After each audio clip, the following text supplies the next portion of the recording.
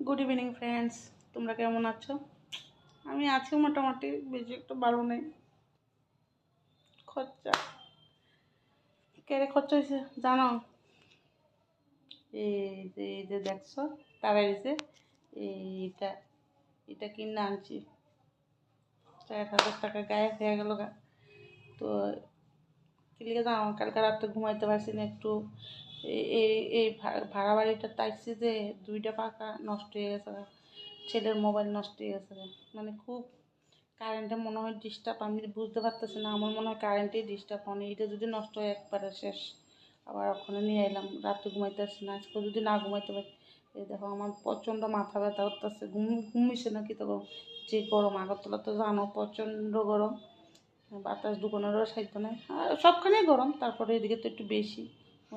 এইটা আনলাম, তো ভাবছিলাম কিছু শপিং টপিংও করলাম, কিন্তু আর করতে পারলাম না।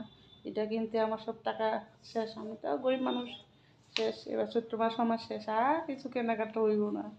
তো ভাবছিলাম কেনাকাটাটা কইরা দই ফুচকা খামো, ছেলেরও কইলাম দই ফুচকা খাম। আর টাইম পেলাম না, ছেলেও তাড়াতাড়ি আয় পড়বো, তার কাজ আছে।